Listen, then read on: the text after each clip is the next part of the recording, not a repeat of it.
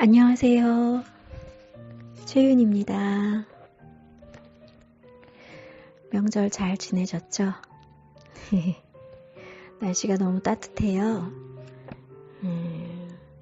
놀이터에 애들 소리가 많이 들리고 따뜻한 햇살이 내리쬐고 그러면 굉장히 행복합니다. 오늘은 다산 정약용 산문선집 가지고 왔어요. 다산의 마음이라는 책으로 엮었고요. 박혜숙 님이 엮으신 것 같아요. 네. 저는 굉장히 마음이 좀 힘들 때나 어려운 일이 있었을 때 다산 선생님 책을 통해서 많이 위안을 받았었거든요. 이분 책 읽고 있으면 그냥 이분의 슬픔, 이분의 어려움, 이분이 느끼는 고난, 좌절에 대해서 같이 생각해 보면서 나의 현재 상황이라든가 어려움을 선생님처럼요. 네, 그냥 선생님처럼요. 아유, 선생님도 그렇게 사시는구나. 나도 선생님처럼 이렇게 마음을 먹고 그렇게 살아야겠다.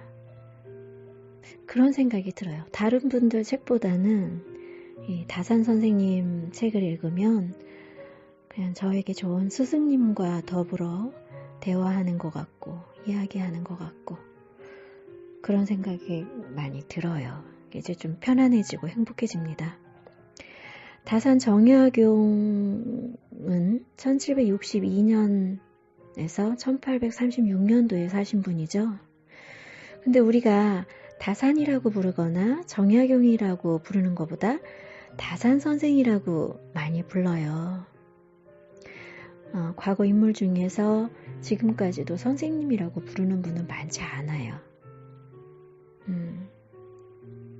다산은 그냥 선생님이에요. 다른 분들은 모르겠지만 저에게는 아주 좋은 스승입니다. 다산은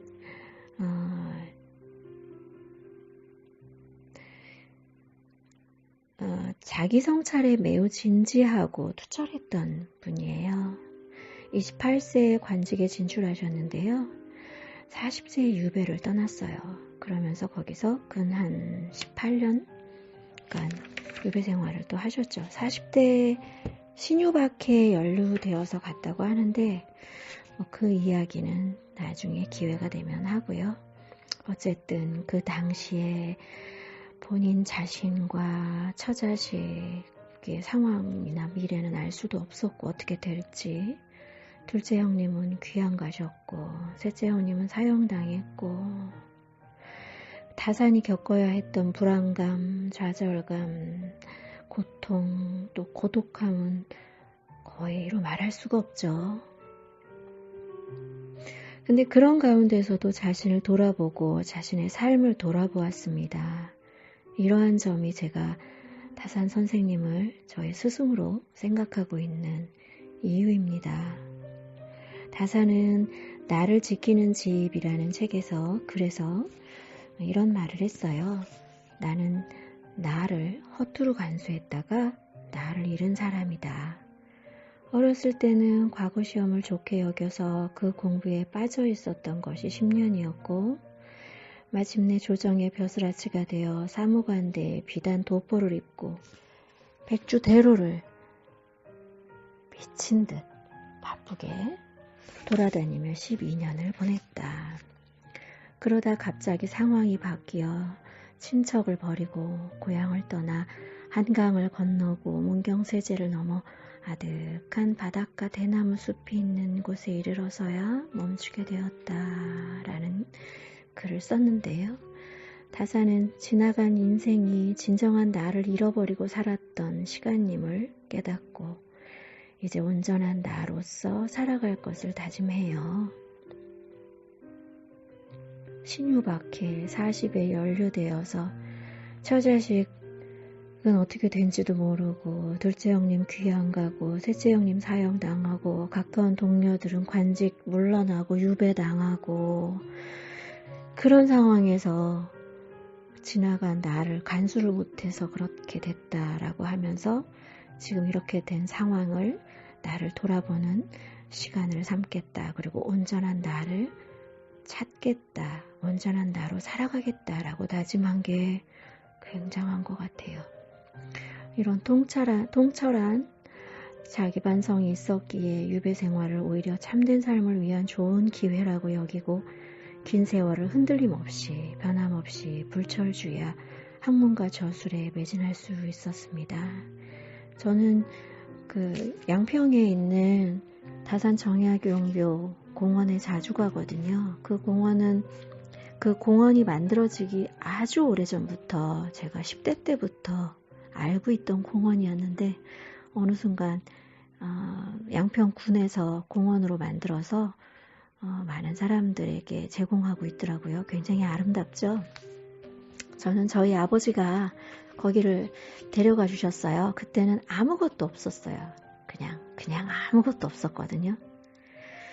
근데 거기 가면 다산 정약용 선생의 책을 쓴 거라든가 뭐 업적들이 있습니다. 그거 보면 정말 굉장한 천재구나. 정말 굉장한 분이구나. 몰입도가 대단하다. 지식을 체계적으로 정리한 능력도 정말 대단하고요. 보면서 우러르고 역시 나의 선생님. 혼자 이런 생각합니다. 전 정말 다산 선생님 사랑해요. 네.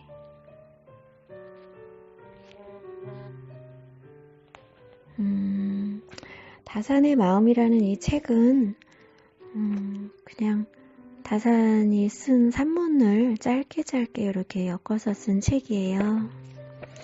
읽으면 편안합니다. 책 구조가 나를 찾아서 그 다음 파리를 조문한다. 웽웽 파리 있잖아요. 플라이.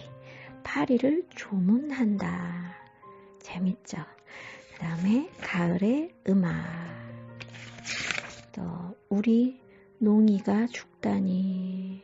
농이는 딸인 것 같아요. 네. 밥하는 노파. 멀리 있는 아이에게. 이렇게 해서 짧은 글로 되어 있는데요. 글을 읽다 보면 저도 이제 최근에는 읽지 않았고 생각이 나서 이 책을 꺼내왔어요. 읽고 싶어서 같이 읽으려고요. 그런데 예전에 제가 굉장히 힘들 때 이 책을 읽으면서 마음의 위로를 정말 많이 받았습니다. 그냥 읽을 수 있는 한 제가 구석구석 골라서 조금 읽어볼게요. 책은 옆에서 놓으면 안 됩니다. 책이 밥 먹여주나? 네, 그렇더라고요. 책이 밥 먹여주더라고요. 딱히 잘난 것 없는 제가 그냥 이렇게 어려운 한 세상을 이렇게 살아가는 거는 제 옆에 한 권의 책이 있었기 때문이라고 생각하거든요. 이렇게 해야 할지 저렇게 해야 할지 잘 모를 때, 그리고 또 세상을 어떻게 바라봐야 될지 모를 때, 사람을 어떻게 생각하고 이해해야 할지 모를 때, 내가 살고 있는 내 인생을 어떻게 받아들여야 할지 잘 모를 때, 그럴 때 이 세상 사람들이, 내가 만나는 개인적인 사람들이 나에게 해답을 주지는 않더라고요. 잘못하면 이렇게 휘말려 가죠. 다른 사람의 생각에. 그런데 언제나 내 중심에서 내가 바로 설 수 있도록 나를 지켜주는 것은 좋은 책 한 권이었던 것 같아요.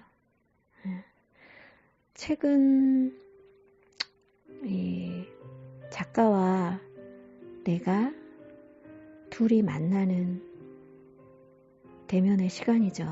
이 작가가 수백 년, 수천 년을 건너서 내게 와서 해주는 말이 있다면 들어봄직하지 않을까요? 무조건 나한테 야, 너 이렇게 살아. 야, 너 저렇게 살아. 이렇게 말하는 것보다 다산 선생님처럼 이렇게 힘든 상황에서 그 시간을 견뎠던 분들과 함께 그분의 생각을 듣고 그분의 마음을 함께 공감하고 한다면 굉장한 위로가 됩니다. 야, 이런 분도 이런 상황에서 이렇게 살았구나. 그것만으로 큰 위로가 되고요. 다시 일어날 수 있는 힘을 준다고 생각합니다. 저는 저희 구독자가 한 250명 정도 되시더라고요. 실제로 이 글을 저와 함께 읽는 분들이 얼마나 되는지는 모르겠습니다. 근데 그냥 모두 다 그래도 하나의 등불을 바라보고 가지 않는가라는 생각을 해요. 하나의 등불, 하나의 촛불을 켜고 이 책 한 구절에 의지해서 오늘 내 마음을 추스리고 내 삶을 또 바라보면서 하루하루 또박또박 걸어갈 수 있기를 바랍니다. 네. 자, 오늘은 이렇게 마무리하고요. 저는 길게 이야기하는 게 좋은데 많이 좀 힘드신가 봐요. 길게 듣는 게. 다음 시간부터 다산의 마음 나를 찾아서 함께 읽어보도록 할게요. 여러분 사랑합니다. 다음 시간에 만나요. 안녕.